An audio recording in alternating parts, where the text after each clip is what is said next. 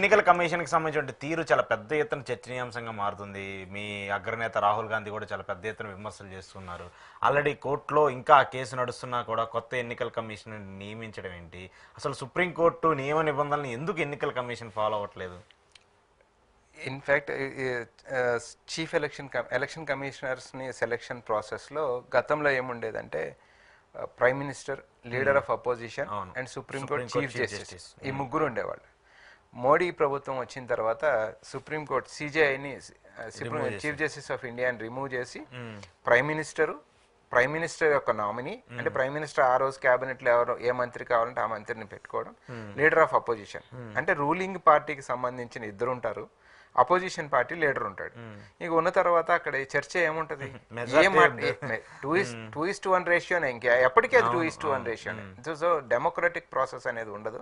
ఒకటి దాన్ని సిజేఐని తప్పించిన తర్వాత సుప్రీంకోర్టు అట్లా తప్పించడానికి కుదరదని కొట్టేసిన తర్వాత మళ్ళీ ప్రత్యేకమైన ఒక చట్టం చేసి ఇంప్లిమెంట్ చేసేసారు. ఇంప్లిమెంట్ చేసిన తర్వాత ఆ కేసు ఇప్పుడు సుప్రీంకోర్టులో పెండింగ్లో ఉంది. పెండింగ్లో ఉన్న తర్వాత ఇప్పుడు నిన్న కొత్త చీఫ్ ఎలక్షన్ కమిషనర్ని నియమించాల్సిన పరిస్థితి ఉత్పన్నమైనప్పుడు as leader of opposition Rahul Gandhi గారు అటెండ్ అవ్వడం జరిగింది. అటెండ్ అయినప్పుడు ఆయన ఏం చెప్పారంటే సుప్రీంకోర్టులో కేసు పెండింగ్లో ఉంది, సుప్రీంకోర్టు తీర్పు ఏమొస్తుందో చూద్దాం, సిజేఐ లేకుండా రూలింగ్ పార్టీ నుంచి ఇద్దరు వ్యక్తులు ఉంటే ఇంకా అసలు అక్కడ డిస్కషన్ ఏముంటుంది, డిబేట్ ఏముంటుంది, మీరు మైండ్లో ఏ మనిషిని అయితే పెట్టుకొని వచ్చారో వాళ్ళనే పెట్టుకుంటారు కదా, ఇది దేశానికి మంచిది కాదు. అత్యున్నత ప్రజాస్వామ్యం ఈ పెద్ద దేశం ఇది, దీని ఎలక్షన్ నిర్వహించాల్సిన వ్యక్తుల్ని మనం వన్ సైడెడ్గా పెట్టుకుంటే కరెక్ట్ కాదు. సో చీఫ్ జస్టిస్ని ఇన్వాల్వ్ చేసుకుందాం, లేదా సుప్రీంకోర్టు తీర్పు వచ్చే వరకు ఆగుదామని ఆయన చెప్పొచ్చిన తర్వాత అర్ధరాత్రి ఆర్డర్ ఇచ్చేసి వాళ్ళకి నచ్చిన మనిషిని నియమించుకున్న తర్వాత అందుకనే ఎలక్షన్ కమిషన్ మీద కానీ ఎలక్షన్ కండక్టింగ్ ప్రాసెస్ మీద కానీ ఇవాళ అనుమానాలు, ఈ డిబేట్ అంతా జరుగుతూ ఉంది. సో వాళ్ళు చేసే ప్రవర్తన కూడా అట్లే కనపడుతున్న తర్వాత డెఫినెట్ గా దే ఆర్ ఆన్సరబుల్. కానీ ఎలక్షన్ కమిషన్ ఈవీఎంలకు సంబంధించి కావచ్చు, ఆ డేటాకి సంబంధించి కావచ్చు, చాలా పెద్ద ఎత్తున వివాదాలు అయితే ఫేస్ చేస్తూ వస్తుంది. లాస్ట్ 5 yearsలో చాలా ఎక్కువ ఫేస్ చేస్తూ వచ్చింది. ఎందుకు సుప్రీంకోర్టు కోడ్ ఆఫ్ కండక్ట్స్ కావచ్చు, సుప్రీంకోర్టు రూల్స్ ఎందుకు ఎన్నికల కమిషన్ ఫాలో అవ్వట్లేదు? అంటే బీజేపీకి అనుకూలంగా ఉందని చెప్పుకోవడానికి?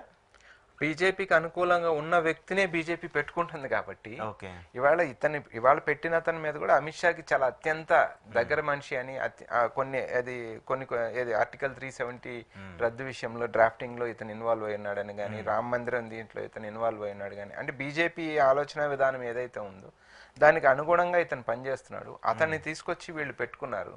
సో అప్పుడు వాళ్ళు చెప్పిన మాటకి అనుగుణంగా ప్రవర్తిస్తారా, దేశానికి మేలు జరిగే విధంగా అంటే లెవెల్ ప్లేయింగ్ ఫీల్డ్ క్రియేట్ చేసేదానికి పనిచేస్తారా అనే ఒక క్వశ్చన్ అరైజ్ అవుతున్న తరుణంలో ఈ రకంగా చేయటం అనేది, మోర్ ఓవర్ సుప్రీంకోర్టు ప్రతి దాంట్లో ఇన్వాల్వ్ అయి చెప్పాల్సిన పరిస్థితి వచ్చింది.